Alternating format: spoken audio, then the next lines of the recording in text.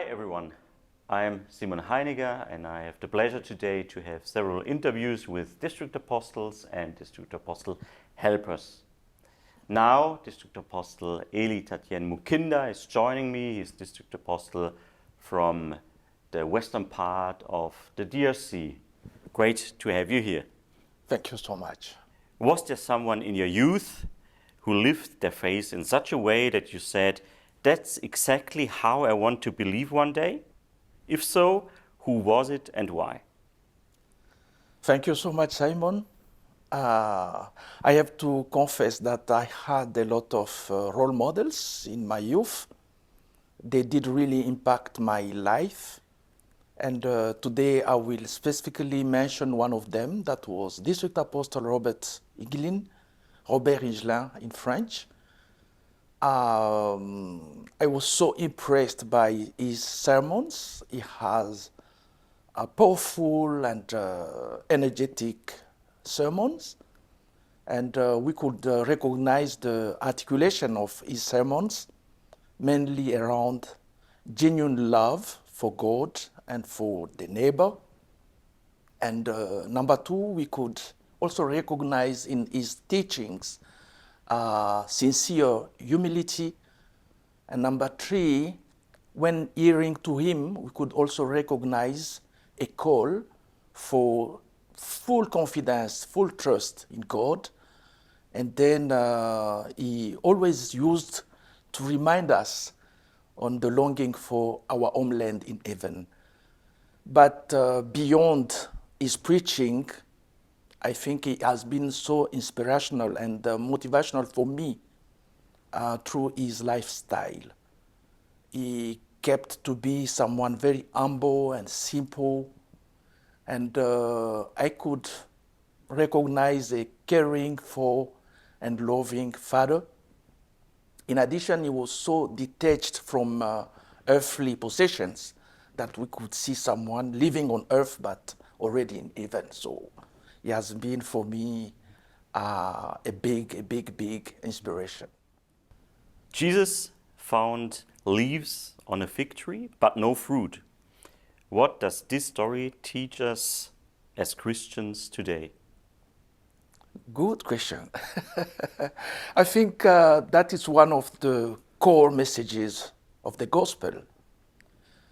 Actually, he referred first to the people of Israel, because looking from far, they gave impression to be really connected to God, and they were so committed and engaged in the observance of the law of Moses. Mm-hmm. So that was really impressive. But coming closer, Jesus could not find the fruit he could have expected: the fruit of love, the fruit of faith, and the fruit of repentance. Actually, those were just leaves, and they were kind of marketing. But when looking closer, those fruit was just missing. And Jesus used other images just to warn us. We should not be only concerned by the outside, but we should mainly be focused on the inside. He used other images like the Pharisees, who were busy cleaning the outside of the cup, but they were not focused inwards. He also used the image of whitewashed tombs, but with full of rotten bones inside. But for us today, the image is still relevant, because from time to time we are much concerned on our external attire, external appearance. And most of the time we are busy showing up with our engagement and commitment in the community and the congregation, housekeeping, sometimes just singing in the choir, bringing our offering, praying. And sometimes, if we content of that, it just leaves. Mm-hmm. But the Lord expects of us to be bearing fruits. Mm-hmm. The fruit of faith, that would be number one, because himself just asked, shall I find faith when I come back? So he expects to see that fruit on us. And second would be the fruit of love. Many times he had to ask, do you love me? And he even asked that to the church of Ephesus. And the third fruit he would expect to see on us, it's the fruit of repentance. And that will open us to the gate of the final grace, which will lead us to be accepted by grace. So actually, it's an image of caring for the development, the renewal, and that it's very important for us Christians. Yeah. When you're appointed as a district apostle, the chief apostle gave you an advice. Do it with love, but do it firmly. Sometimes love is misunderstood as weakness and firmness as harshness. How can this combination work? Yeah, that's a hard question. And that was a great advice, and I think I'm making an effort every day to fulfill it.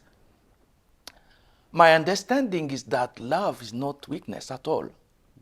Love is a strength. Love actually gives life, as it's written in the scriptures.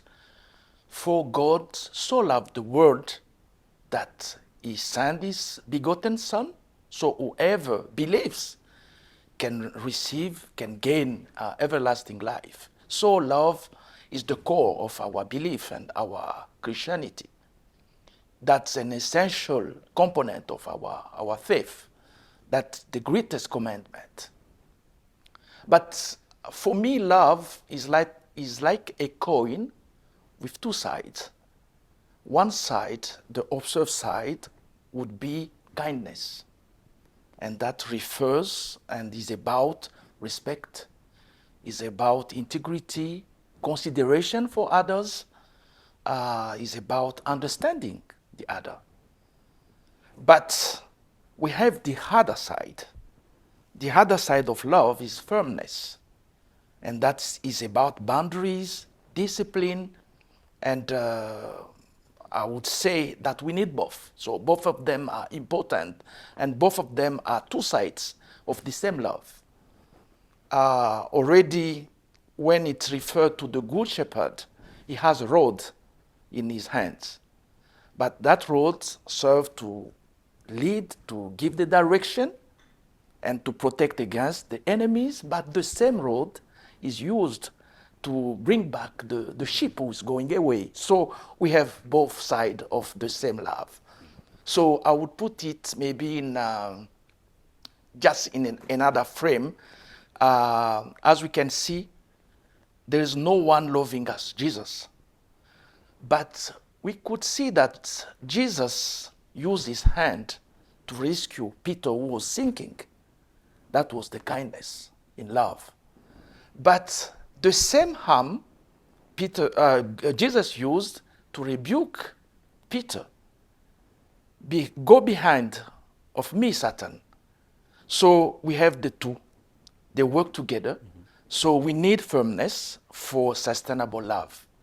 But that love should definitely be gentle and kind. So that's the way I reconcile the two aspects of the same love.